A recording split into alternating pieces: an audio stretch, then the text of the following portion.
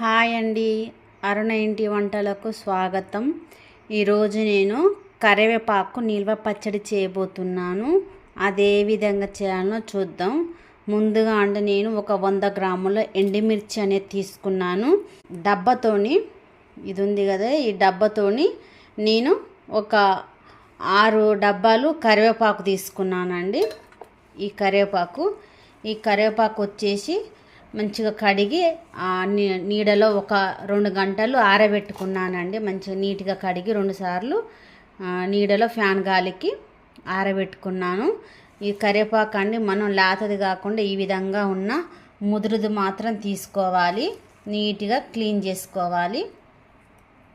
చేసుకొని తీసుకోవాలండి. ఈ కరివేపాకును మనకు ముదిరిందైతే బాగుంటుంది, లేతదైతే తొందరగా పాడవుద్ది పచ్చడి అనేది. ఇంకోటి వీటికి కావాల్సినవి ఏంటంటే 1 స్పూన్ మెంతులు, 1 స్పూన్ జీలకర్ర, చిన్న ఎల్లిపాయలు ఒక 3 తీసుకున్నాను, 2 టీ స్పూన్ల ధనియాలు, 2 టీ స్పూను ఆవాలు, ఒక 2 టీ స్పూను పచ్చెనగపప్పు అండి తాలింపుకి, కొంచెం ఇంగువ, మనం కరివేపాకు మిర్చి వేంపుకోవడానికి ఆయిల్ 1 కప్పు తీసుకున్నాను. ఇవ్వండి. వీటితో ఇప్పుడు మనం ప్రాసెస్ అనేది స్టార్ట్ చేద్దాం.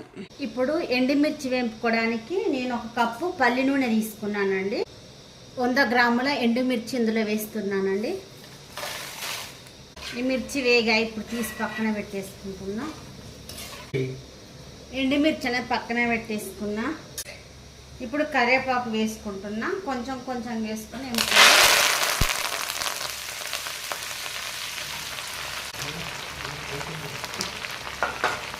కరివేపాకులో చెమ్మంత పోయేంత వరకు ఫ్రై చేసుకోవాలండి వీటిని.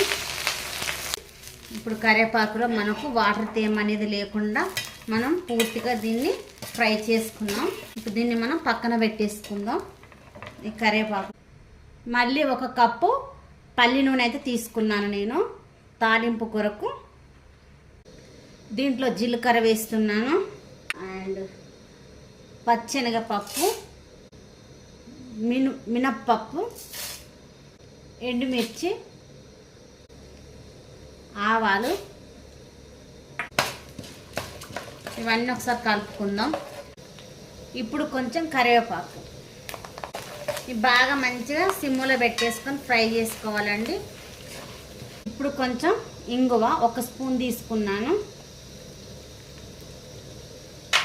డైజెషన్ బాగుంటుందండి ఇంగువ, గ్యాస్ ట్రబుల్ కూడా రాదు ఇంగు వేసుకోవడం వల్ల. లాస్ట్లో కొంచెం పసుపు అండి, చిటికెడు. ఇప్పుడు స్టవ్ అనేది ఆఫ్ చేసుకుందాం. ఈ తాలింపు ఇప్పుడు మనం పక్కన పెట్టేసుకుందాం, చల్లారిద్ది ఈలోగా. ఇది సారీ అండి, దీంట్లో నేను వేసేటప్పుడు నేను వీడియో ఆన్ చేశాను అనుకున్నా, కానీ ఆఫ్ చేసి ఉంది, సారీ. ఇప్పుడు నేను దీంట్లో ఏమేమి వేసానో చూపిస్తున్నా. దీంట్లో నేను ఎండుమిర్చి వేంపుకున్న ఎండుమిర్చి వేసానండి. చింతపండు అనేది వేసుకున్నాను. ఇదిగోండి చింతపండు, ఒక చిన్న లడ్డు సైజ్ అంతా చింతపండు అనేది వేసుకున్నాను.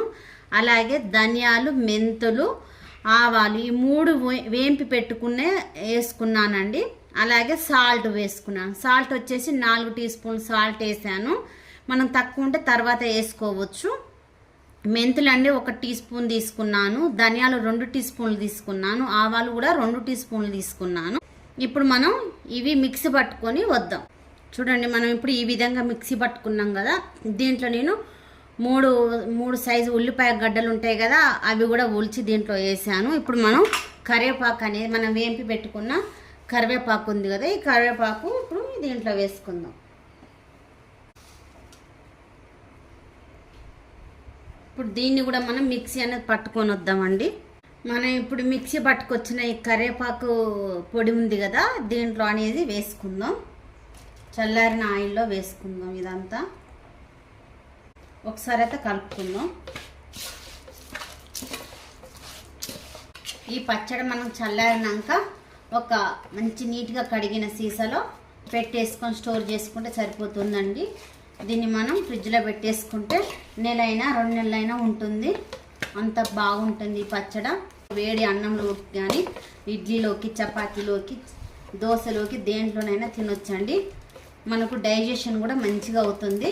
కరివేపాకు కూడా కంటికి ఎంతో మంచిది, ఎందుకంటే మనం ఎక్కువ డీప్గా ఫ్రై చేయలే కదా, మామూలుగా కరివేపాకులో ఉన్న పచ్చితేమ పోయేంత వరకే మనం ఫ్రై చేసుకున్నాం కాబట్టి చాలా మంచిదండి కరివేపాకు హెల్త్కి. షుగర్ పేషెంట్లకు కూడా ఎంతో మంచిది. దీన్ని వేడి అన్నంలో నెయ్యి వేసుకొని తింటే సూపర్ ఉంటుందండి, బాగుంటుంది. మీరు కూడా ఒకసారి ఈ విధంగా ట్రై చేసి చూడండి. ఈ కరివేపాకు పచ్చడి మీకు నచ్చినట్లయితే లైక్ అయితే ఇవ్వండి. మనం వేరే దాంట్లో ఇప్పుడు స్టోర్ చేసుకుందాం. ఓకే అండి, ఈ కరివేపాకు పచ్చడి మీకు నచ్చినట్లయితే లైక్ చేయండి, షేర్ చేయండి అండ్ సబ్స్క్రైబ్ చేసుకోండి. పక్కనే ఉన్న బెల్ ఐకాన్ ఉంటుంది, అది క్లిక్ చేసినట్టయితే ఆల్ అనే ఆప్షన్ వస్తుంది. నేను ఎప్పటికప్పుడు పంపించే వీడియోస్ మీరు చూడగలరు. ప్లీజ్ సపోర్ట్ చేయండి.